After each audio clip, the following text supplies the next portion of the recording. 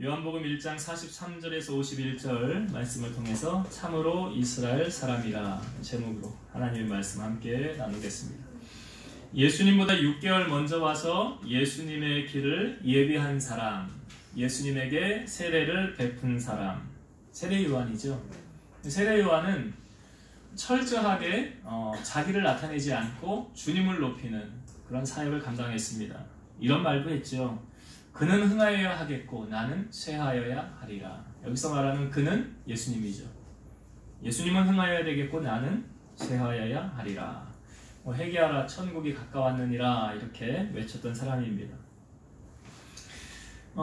세례 요한이 사역을 예수님이 나타나기 전에는 주로 세례 요한이 사역을 했기 때문에 그 복음을 전하는 주도권을 누가 가지고 있었습니까? 세례 요한이 가지고 있었죠. 한 번 주도권을 가진 사람이 이 주도권을 내려놓기가 쉽지 않죠. 여러분, 권력을 잡은 사람이 자꾸 권력을 잡으려고 하는 이유가 무엇입니까? 그 권력의 맛을 알기 때문에 그런 거예요. 한 번 맛보면 그거 놓기가 쉽지 않습니다. 예수님은 30세부터 사역을 시작했어요.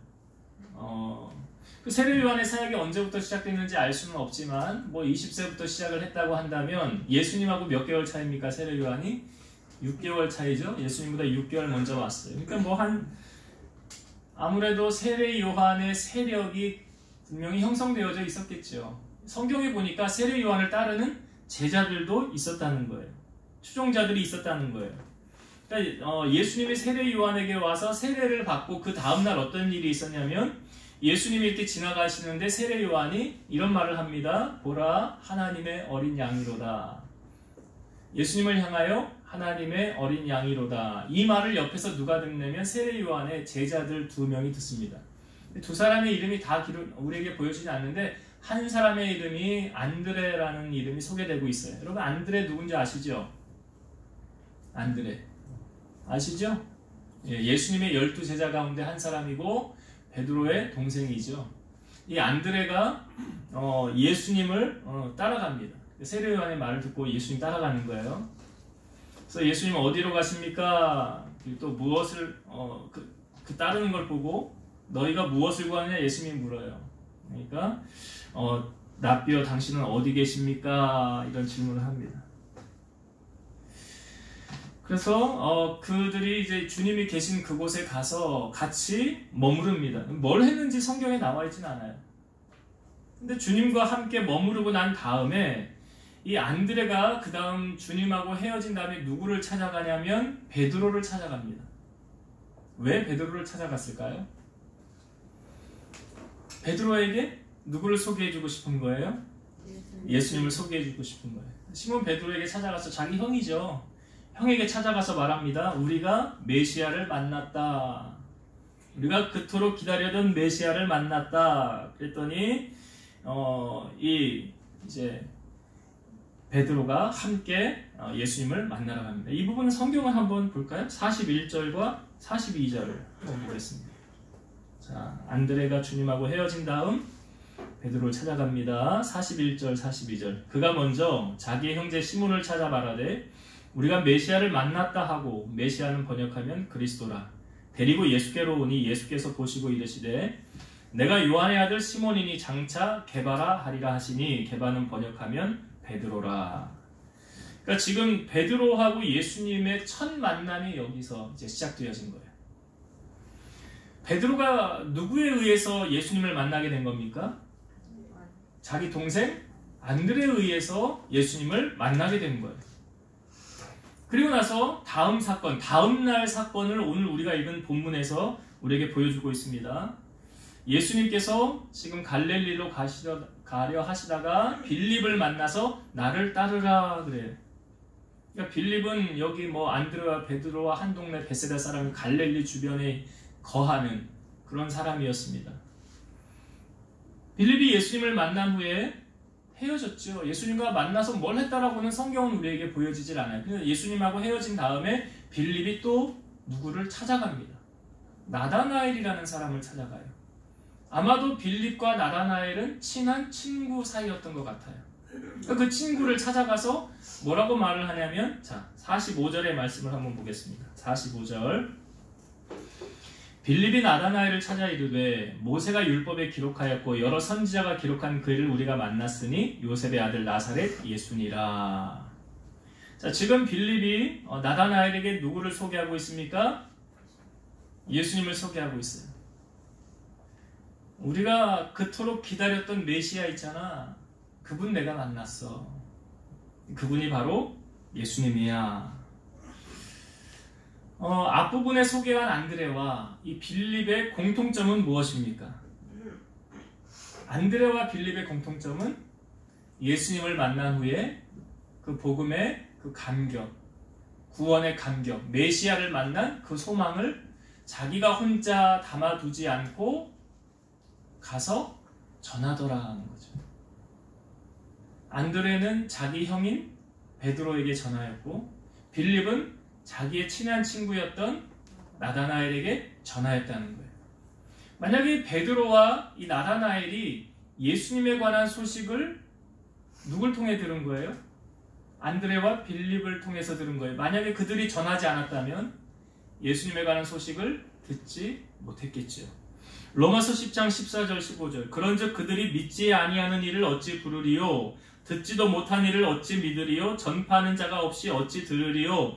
보내심을 받지 아니하였으면 어찌 전파하리요? 기록된 바 아름답도다 좋은 소식을 전하는 자들의 발이여 함과 같으니라. 만약에 보내심을 받지 않았다면, 전파하는 자가 없었다고 한다면 들을 수가 없다는 거죠. 듣지 아니하면 믿을 수가 없다는 거예요. 그러니까 누군가가 가서 전해야 그들이 듣고 그 복음의 소식을 믿게 되더라. 그러니까 예수님 사역할 때 그 가장 빠른 소문이 뭘까요, 여러분? 입소문이죠. 가장 빠른 소문은 입소문이에요. 예수님 사역할 때 가장 빨리 입소문이 전해져서, 그러니까 많은 사람들이 예수님을 찾고 갈망하는 것이 복음에 대한, 예수님에 관한 그 입소문에 대한 소식을 들었기 때문에 그렇다는 거죠. 여러분, 이단에 우리가 빠지면 안 되지만 그들에게 본받을 거는 제가 있다고 생각을 해요. 그들에게 본받을 것은 있다. 뭐 교리를 본받으라는 건 아니에요. 근데 그들의 열심만큼은 우리들이 좀 본받아야 되지 않을까. 얼마나 열심히 전도하는지 몰라요. 예? 정말 열심히 합니다. 그들은 진리가 아님에도 불구하고 그것이 자기들이 진리라고 말을 하면서 열심히 전하잖아요. 우리는 그렇게 열심히 전합니까? 안 전합니까? 우리가 정말 주님을 만난 은혜와 감격, 심령의 뜨거움이 있다고 한다면 오늘 안드레처럼 빌립처럼 우리는 그 복된 소식을 전하게 된다는 거예요. 여러분, 우리의 심령이 차가워지고 냉랭해지면 복음 전파가 될까요? 안 될까요? 좋으면 전하게 되잖아요. 아시아의 7교회를 향하여 칭찬을 받은 2교회와 나머지 책망을 받은 5교회가 있는데, 그 중에 첫 번째로 소개하는 에베소 교회, 잘한 것도 있었대요, 물론. 그런데 에베소 교회를 향하여 성령께서, 주님이 책망한 사건은 무엇입니까? 너의 첫사랑을 버렸느니라. 그 다음 나오는 말이 뭐냐면, 그러므로 어디서 떨어졌는지를 생각하고 뭐 하래요? 회개하여. 나 왜 지금 주님하고 나 이렇게 대면대면하지? 주님이 그냥 나의 구세주가 아닌가? 주님이 나의 전부라고 나는 신앙생활하고 그렇게 고백하는데 삶으로는 그게 아닌가? 그러면 점검을 하셔야 돼요. 뭘 점검을 해야 되냐면, 나 왜 주님과 나와의 첫사랑이 이렇게 식었지? 이 식은 원인이, 이유가 뭔지 아십니까? 성경은 분명히 우리에게 이렇게 알려주고 있어요. 우리가 세상을 사랑하면 하나님의 사랑은 뜨거워져요, 식어요? 반비례로 가는 거 아시죠? 내가 세상을 사랑하면 사랑할수록 하나님의 사랑은 점점 멀어지는 거예요. 역으로 내가 주님을 더욱 사랑하면 사랑할수록 세상의 그 달콤한 유혹과 그런 것들이 더 시시해져. 그런 것들이 나를 충족하게, 나를 기쁘게 못한다. 주님의 사랑하고는 비교할 수 없다. 그러니까 에베소 교회를 향하여 너 첫사랑 식었니? 그러면 어디서 떨어졌는지를 생각하고 뭐예요? 회개하여 처음 행위를 하지라. 마지막으로 소개하고 있는 라오디게아 교회를 향하여는 뭐라고 말씀하셨습니까? 내가 네 행위를 아노니 네가 차지도 아니하고 뜨겁지도 아니하도다. 미지근하면 어떻게 한대요? 토하여 내친다. 신앙생활 그렇게 하면 안 돼요. 미지근하게 신앙생활을 하면 안 돼요. 성경은 어떻게 말합니까? 주님을 사랑하되 어떻게 해야 돼? 뜨겁게 사랑하라. 형제를 사랑할 때도 뜨겁게 사랑하라 그랬어요. 예수님께서 죽은 줄 알았는데 부활하신 다음에 엠마오로 가는 두 제자에게 주님이 나타나셨죠. 근데 주님인지 몰랐어요. 같이 가는데. 근데 언제 알게 됩니까? 말씀을 풀어주시고 떡을 떼어서 주실 때 눈이 밝아져서 주님인지를 알아보게 되었죠. 근데 그때 주님은 그곳에 떠났어요. 근데 주님이 떠난 다음에 이 두 사람이 대화하는 내용이 무엇이었습니까? 이런 대화의 내용을 나누었잖아요. 누가복음 24장 32절 그들이 서로 말하되 길에서 우리에게 말씀하시고 우리에게 성경을 풀어주실 때에 우리 속에서 마음이 뜨겁지 아니하더냐 하고, 하나님의 말씀을 들을 때 내 심령이 뜨거워지면 주님의 은혜가 임한 거 아닙니까? 그런데 설교를 뭘 들었는지 갈 때 아무 생각이 안 나고 그냥 돌아가면 그거는 자리만 차지하고 있는 거예요. 이 두 사람이 주님의 말씀, 성경을 풀어주실 때 우리의 심령이 뜨겁지 아니하더냐 그랬더니 이 두 사람이 엠마오로 가던 길을 돌이켜서 다시 예루살렘으로 돌아가잖아요. 그 거기 제자들이 모인 그곳에 도착을 해서 이들이 뭐라고 말합니까? 길에서 된 일과 예수께서 떡 떼심으로 자기에게 알리신 일을 증언하였더라. 그러니까 주님의 사랑이 뜨겁게 내 안에 충만하고 임재하면 주님을 전해요, 안 전해요? 아니, 연애하면 눈에서 불꽃이 파박 튀면 헤어지고 싶어요, 안 헤어지고 싶어요? 헤어지기 싫으니까 뭐 하는 거예요? 결혼하는 거 아니에요? 그래서 같이 가정 이루어서 사는 거 아닙니까? 오늘 우리가 주님을 정말 뜨겁게 사랑하고 있는가? 예수님이 장사를 지내기 전에, 십자가 지시기 전에 마리아라는 사람이 예수님에게 와서 300데나리온이나 되는 그 값어치 있는, 이거 뭐 그냥 쉽게 말하면 그 1년 연봉이래요. 1년 연봉. 그거 자기 외모하는 거 시집 가려고 준비해 놓은 거예요. 근데 그것을 주님을 위해서 그냥 휙 부어드린 거예요. 그 옆에서 가룟 유다가 그거 보고 뭐라고 그랬어요? 왜 이걸 아깝게 허비하냐? 가난한 사람들에게 나누어 주지. 근데 성경은 말하죠. 그는 도적이라. 그는 도적이라. 가룟 유다. 그 자기가 입마에 포켓 하려고. 예수님은 이렇게 말씀하셨죠. 가만두어라. 이 여인이 내게 좋은 일을 하였느니라. 내 장례를 미리 준비하였느니라. 그리고 복음이 전파되는 곳마다 이 여인의 행한 일도 더불어 증거되리라. 여러분, 예수님을 향하여 아깝다는 마음이 있다고 한다면, 사랑하는 마음이 없다고 한다면 마리아가 이렇게 할 수 있습니까? 없습니까? 못하죠. 주님을 사랑하니까 뭐가 아까워요? 여러분, 먼저 이 사랑은 하나님이 우리를 향하여 먼저 보여주셨죠. 로마서 5장 8절 우리가 아직 죄인 되었을 때에 그리스도께서 우리를 위하여 죽으심으로 하나님께서 우리에 대한 자기의 사랑을 확증하셨느니라. 하나님이 우리를 사랑하는 것을 확증한 사건이 무엇입니까? 예수님의 십자가 사건이에요. 하나님이 우리를 이처럼 사랑하는 그 확증의 사건이 무엇이냐? 자기 아들을 우리 위해서 죽도록 내어준 거예요. 우리가 하나님을 사랑하면 하나님이 기뻐하는 예배의 자리 빠질 수 있어요? 없어요? 하나님이 어떤 사람 찾으신대요? 요한복음 4장에 나오잖아요. 하나님은 이처럼 자기에게 예배하는 자들을 찾으시느니라. 요즘 경제가 많이 어려워졌죠? 요즘 이런 용어가 생겼어요. 스태그네이션 플러스 인플레이션, 합성어가 뭐냐면 스태그플레이션이에요. 이 스태그플레이션이 뭐냐면 경기 불황 중에도 물가는 상승하는 거예요. 옛날에는 경기 불황이면 물가가 많이 상승하지 않았어요. 내려갔어요. 근데 지금 시대가 어떤 시대냐? 경기가 불황이에요. 뭐 경기가 호황일 때는 물가 같이 올라가는 거 괜찮아요. 그러니까 경기가 호황일 때는 월급도 올려주고 뭐 그 물가 상승률 반응해서 그렇게 기업이나 회사에서 이렇게 대처를 해주잖아요. 근데 지금 상황은 경제는 어려워요. 근데 물가는 계속 올라요. 뭐 기름값 올라가는 거 보셨잖아요. 그러니까 이 장바구니 비용이 부담스러운 거죠. 뭐 주부들은 이제 가정 경제를 이끌어가고 뭐 회사를 경영하고 뭐 이런 분들은 다 체감적으로 다가오는데 뭐 수입은 정해져 있는데 물가가 오르니까 지출을 줄여야 되잖아요. 그럼 뭐부터 줄입니까? 지출을 줄여나가야 되잖아요. 규모 있게 경제 생활을 하려면 뭐부터 줄입니까? 자식들한테 돈 쓰는 거는 줄여요? 안 줄여요?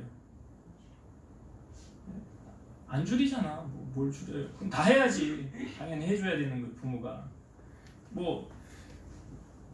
그 대출 있다, 뭐 이자 나가야 된다 이런 거 안 할 수 없잖아요. 다 해야 되잖아요. 그래서 다 줄여다 나가다 보면 이제 줄일 게 없네 하면서 마지막으로 줄이는 게 뭘 줄입니까? 예, 제가 이 대답을 유도한 건 아닌데 여러분 헌금을 줄이시면 안 돼요. 헌금은 하나님께서 가장 기뻐하는 헌신의 기초예요. 나의 마음을 드리는 거예요.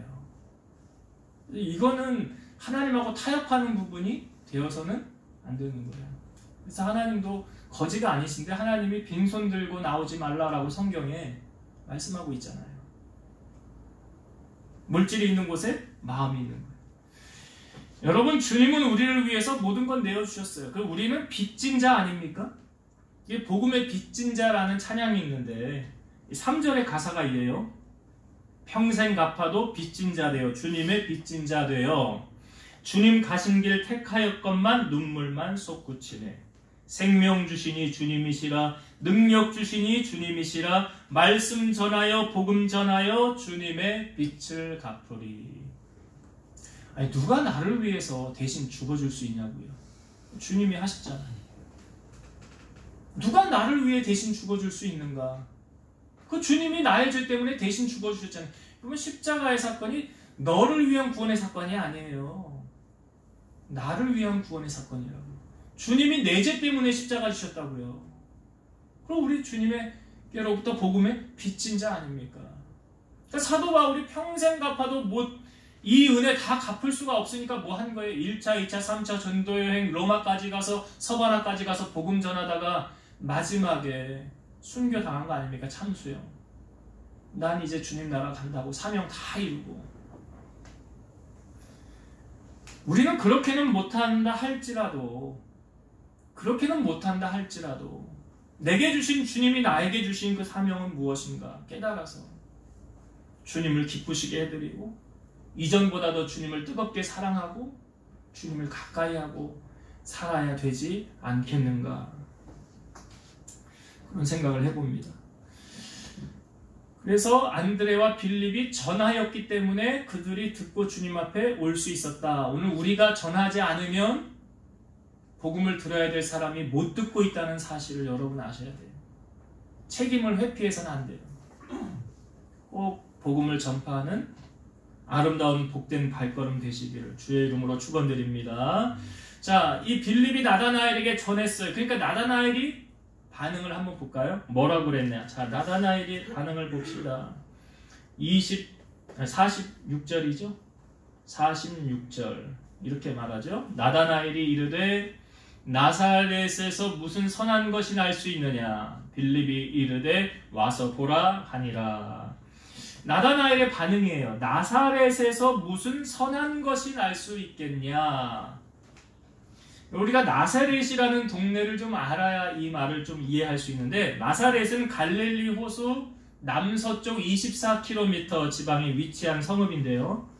이 마리아가 예수님의 수태고지를 받았던 곳이고 헤롯 왕이 그 2살 미만의 아이들을 학살할 때 그때 이곳에서 살았었고요.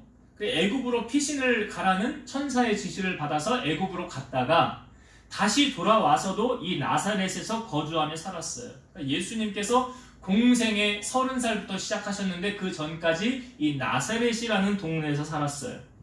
이 나사렛은 이방 땅과 아주 가까운 갈릴리 지역의 아주 작은 마을이에요.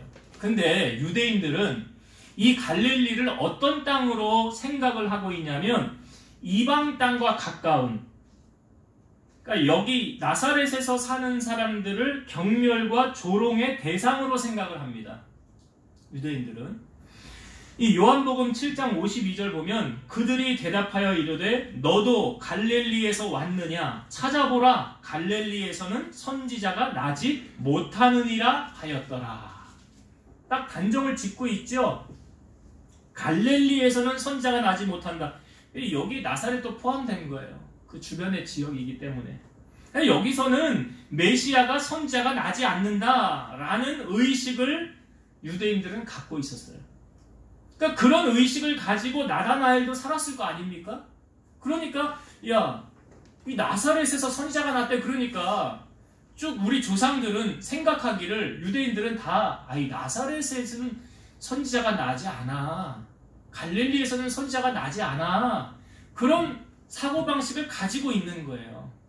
고정관념이 되어져 있는 거죠. 그러니까 이 빌립이 나다나엘의 말을 안 믿는 거예요. 그렇지 않아. 그러니까 빌립이 뭐라고 그래요? 와서 보라.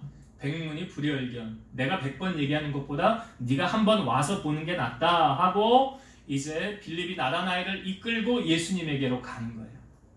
자, 예수님과 이제 나다나엘이 처음에 딱 만남이 시작되어집니다. 47절 말씀을 한번 볼게요.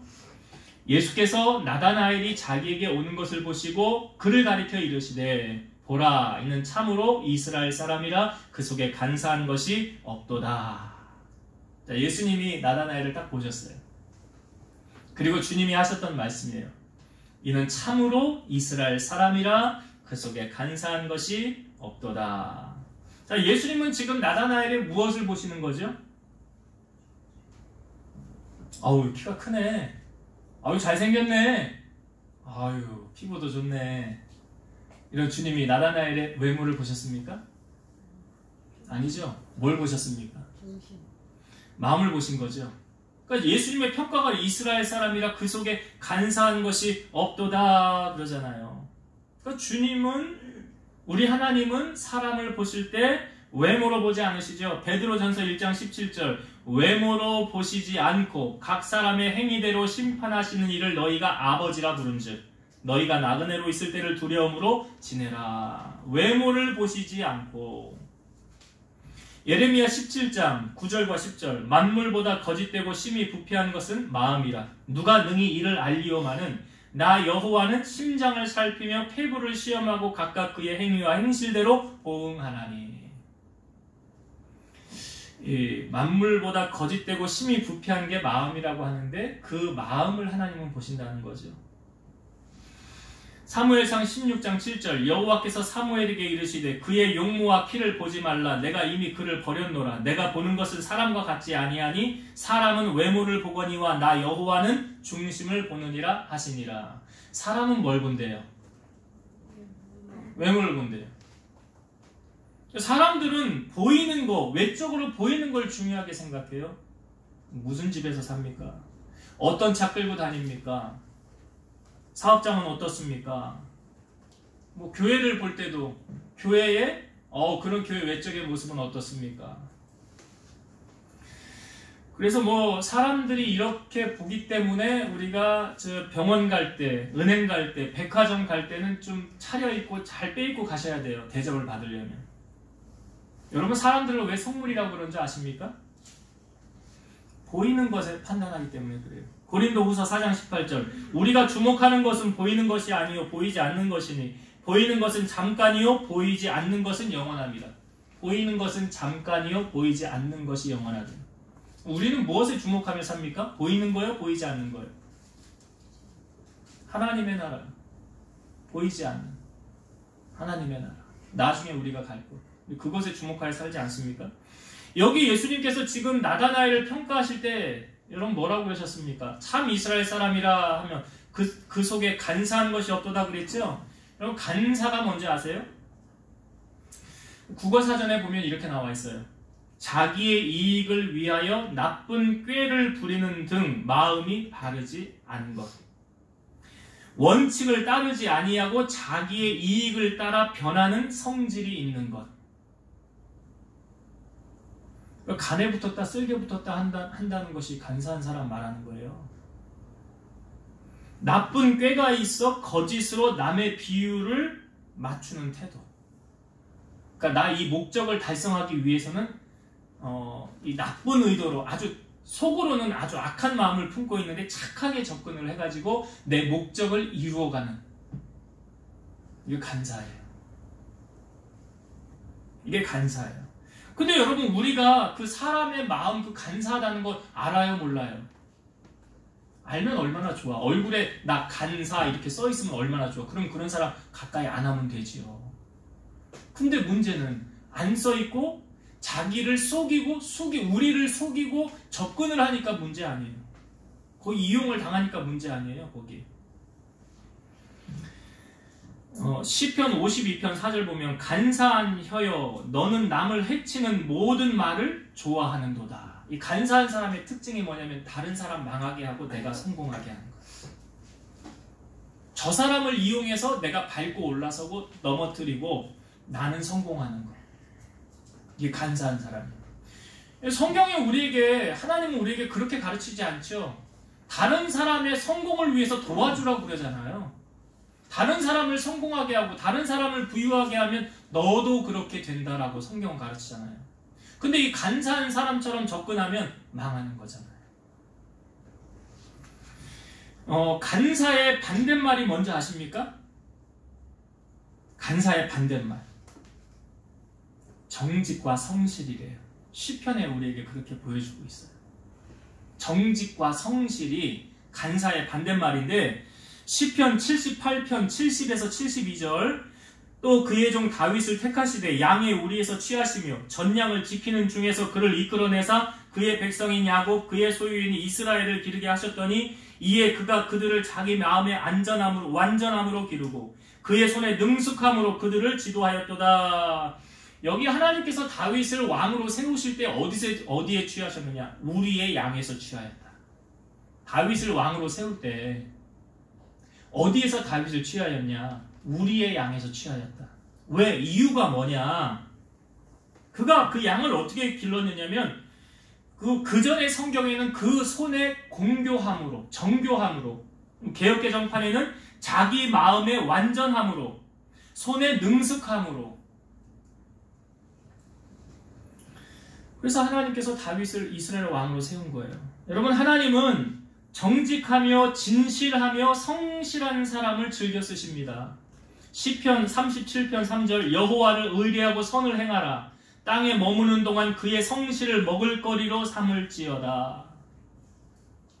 성실함이 그를 먹고 살게 한다는 말 아닙니까? 성실함이.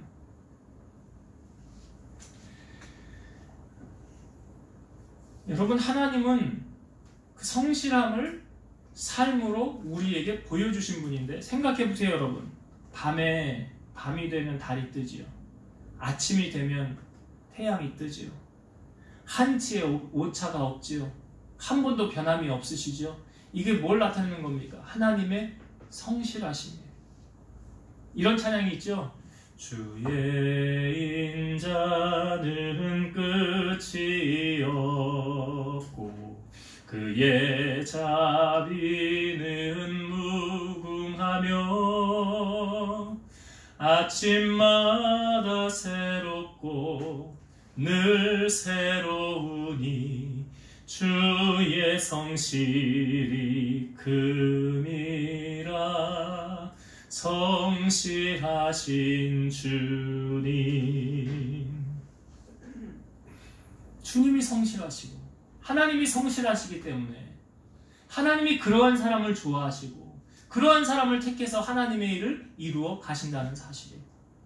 불성실하고 오만하고 간교한, 간사한 이런 사람은 하나님 좋아하지 않으세요. 그러니까 나다나엘이 왔을 때 이는 참으로 이스라엘 사람이라 그 속에 간사한 것이 없도다 라고 주님이 겉을 보고 평가하는 것이 아니라 속마음 중심을 보시고 평가하셨더라. 이 나다나엘이 주님의 말을 듣고 뭐라고 말합니까? 자, 48절을 한번 보겠습니다. 48절 나다나엘이 이르되 어떻게 나를 아시나이까? 예수께서 대답하여 이르시되 빌립이 너를 부르기 전에 네가 무화과 나무 아래 있을 때에 보았노라. 여기 예수님의 대답을 보면 먼저 나다나엘이 어떻게 나를 아십니까? 그러잖아요. 어떻게 나를 아십니까? 이 표현은 이게 뭘 말합니까? 여러분, 나보다 나를 더 잘 아는 사람 있어요? 없어요? 없어요. 남편도 아내도 자식도 나를 잘 몰라요. 나를 가장 잘 아는 건 자기 자신이에요. 근데 나다나엘이 뭐라고 그래요? 어떻게 나를 아십니까? 라는 이 표현은 뭐예요? 저 그렇게 살았어요. 이 말 아니에요? 저 그렇게 사람들에게 때로는 바보 같다는 손가락질도 당하고요. 참 멍청이라고 그러고요. 이용당하고요. 저 그렇게 손해보고 살았어요. 근데 주님 근데 어떻게 그렇게 저를 잘 아세요? 주님 모르는 게 없잖아요. 다 아시잖아요. 그걸 지금 나다나엘이 인정을 받는 거 아닙니까? 주님께로부터. 여러분, 사람에게 인정받는 건 물론 중요합니다. 그러나 저는 그거보다 더 중요한 건 하나님께 인정받아야 되는 거 아니에요? 여러분, 하나님께 인정받는 것만큼 더 중요한 거 있습니까? 하나님이 인정하시면 아니 뭐 더 말할 것도 없는 거죠. 지금 나다나엘이 그 인정받은 거예요. 주님께로부터. 그리고 나서 아니 어떻게 저를 압니까? 라고 말할 때 야 빌립이 너 부르기 전에 내가 이미 너를 봤어. 뭐 언제요? 네가 무화과 나무 아래 있을 때 내가 너를 보았노라 그러잖아요. 무화과 나무 아래 있을 때 뭘 했을까? 그러니까 이스라엘의 큰 도시에는 성경 공부하고 이런 모임이 회당에 모여서 합니다. 그런데 작은 시골이나 이런 회당이 없는 마을을 그런 곳에서는 이 무화과 나무 아래에 모여서 성경을 공부하고 기도를 하고 예배를 드리고 그런 것이 무화과 나무 아래에서. 그러니까 이 나다나엘의 경건의 장소가 어디였느냐? 무화과 나무 아래. 그러니까 하나님이 찾으시는 사람, 예배자 찾으신다고 그랬죠. 그러니까 하나님이 우리가 기도하는 것 그냥 외면하십니까? 아니죠. 그러니까 나다나엘이 메시아를 갈망하면서 고대하면서 기다리면서 거기서 얼마나 주님을 사모했겠어요. 성경에 나를 간절히 찾는 자가 나를 만나리라 그랬는데 무화과 나무 아래에서 이미 주님이 나다나엘을 만나 주셨다라는 것을 우리에게 알려주는 거예요. 여러분들이 골방에서 기도하든 성전에서 기도하든 사업장에서 기도하든 그 기도하는 그 처소에서 주님이 이미 나를 만나고 계신다는 사실, 나의 기도를 듣고 계신다는 사실 믿으십니까? 주님 앞에서의 삶이잖아요. 그게 나다나엘이 그렇게 살아왔다는 것을 오늘 성경은 우리에게 알려주고 있는 거예요. 그러니까 나다나엘이 주님을 향하여 당신은 하나님의 아들이시고 당신은 이스라엘의 임금이십니다. 내가 그토록 기다렸던 메시아가 당신이 맞습니다. 라는 확증의 사건을 해주고 있는 거예요. 우리는 주님 만나기를 얼마나 고대하고 있습니까? 예레미야 29장 13절 너희가 온 마음으로 나를 구하면 나를 찾을 것이요 나를 만나리라. 여러분, 교회는 사람 보기 위해 나온 것 아니죠? 교회는 건물의 화려함 보고 가는 거 아니죠? 어떤 나의 목적을 이루기 위해 교회 가는 것, 사업의 수단으로 아니죠? 주님 만나기 위해 찾아 나오는 것이 성전이에요. 주님을 얼마나 간절히 찾느냐는 주님이 그 마음 중심을 너무 잘 아신다는 사실이에요. 간절히 구하고 찾으면 만나 주신다라고 말씀하고 있습니다. 그리고 주님이 마지막으로 나다나엘을 향하여 한 말씀 덧붙이시죠. 내가 너를 무화과 나무 아래서 보았다 하므로 믿느냐? 이보다 더 큰 일을 보리라. 그러니까 믿음은 뭘 말하면 또 다른 기적을 낳는다. 주님의 모든 사역 가운데 여러분 믿음 빼놓고 말씀하신 적이 없어요. 내 믿음의 분량만큼 하나님이 역사하시는 거예요. 그러면 내 믿음의 그릇을 키우기 위해서는 믿음은 들음에서, 들음은 그리스도의 말씀으로, 말씀을 들으면 믿음이 자라는 거예요. 믿음이 자라면 기적은 따라오는 거예요. 히브리서 11장이 믿음장 아닙니까? 여기 히브리서 11장 36에서 38절 또 어떤 이들은 조롱과 채찍질뿐 아니라 결박과 옥에 갇히는 시련도 받았으며 돌로 치는 것과 톱으로 켜는 것과 시험과 칼과 죽임을 당하고 양과 염소의 가죽을 입고 유리하여 궁핍과 환난과 학대를 받았으니 이런 사람은 세상이 감당하지 못하느니라. 그들이 광야와 산과 동굴과 토굴에 유리하였느니라. 그러니까 세상이 감당할 수 없는 믿음의 사람이 되면 하나님 놀라운 기적을 경험한다. 하나님 앞에 우리의 믿음을 보이고 내가 정말 믿음 안에 서 있다는 것을 하나님이 확신하기만 한다면, 그렇잖아요 여러분. 하나님이 우리에게 복을 주실 때 가장 염려하는 부분 뭐라고 그랬어요? 신명기 8장에도 나오잖아요. 좋은 집을 짓고 은금이 증식되며 다 번성하게 될 때 교만하여 네가 내 하나님 여호와를 잊어버릴까 염려하노라. 그렇게만 안 된다면 하나님 마음껏 축복해 주시겠죠. 그렇게 되기 위해서는 내가 그만한 믿음의 분량을 갖추고 있어야 된다는 것을 말씀해 주고 있습니다. 이제 말씀을 정리할게요. 오늘 베드로와 이 나다나엘이 주님을 만나게 된 계기는 안드레와 빌립이 가서 전하였더라. 여러분, 주님이 오시기 전까지 우리가 해야 되는 사명이 있어요. 사도행전 1장 8절이죠.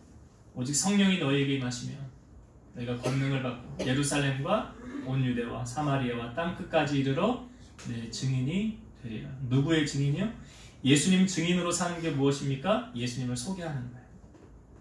예수님을 소개하는 것이 예수님의 증인으로 사는 거예요.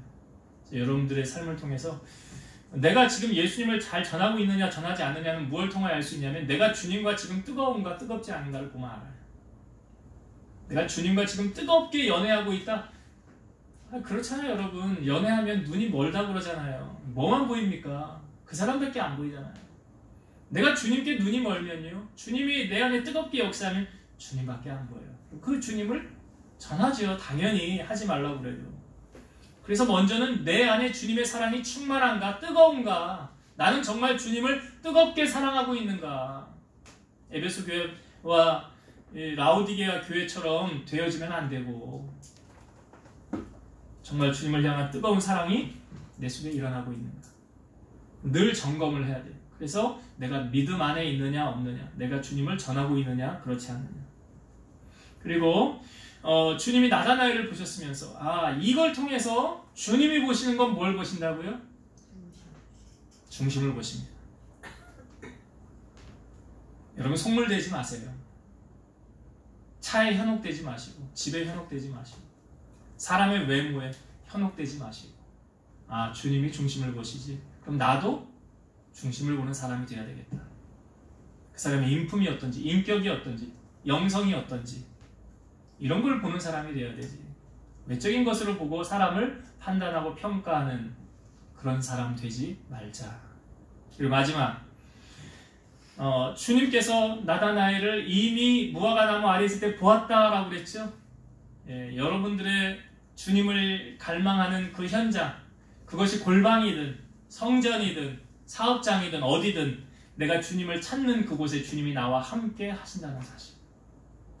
그래서 주님이 함께 하시잖아요. 빌립이 너 부르기 전에 무화과나무 아래 있을 때 내가 너를 이미 먼저 보았노라 그러잖아요. 주님이 우리를 보고 계시고 우리와 함께 하신다는 사실.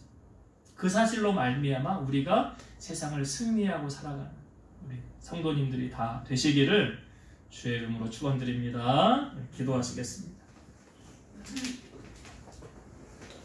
살아서 역사하시는 하나님 감사합니다. 오늘 나다나엘과 베드로가 주님을 만나게 될 수 있었던 것은 안드레와 빌립이 그 주님을 만난 그 감격, 뜨거움을 가지고 전하였기 때문이었습니다. 오늘 우리가 주님을 정말로 얼마나 사랑하는지 우리 안에서 그 주님의 사랑이 뜨겁게 용솟음치고 에레미야가 다시는 주님의 이름을 말하지 않으면 답답하여 견딜 수 없는 그런 심정을 가져서 복음을 전했던 것처럼 우리 사랑하는 성도들 마음 가운데 이런 마음 허락하여 주시고 주님을 뜨겁게 사랑함을 통해서 내 입술을 통하여 예수 그리스도가 증거되어지며 많은 영혼에게 그리스도의 소식을 증거하여 그들을 주님 품으로 인도할 수 있는 우리 성도들이 되게 하여 주옵소서. 주님이 보시는 것은 사람과 같지 아니하니 사람은 외모를 보지만 우리 하나님은 중심을 보신다고 하셨습니다. 중심을 보시는 하나님 앞에 오늘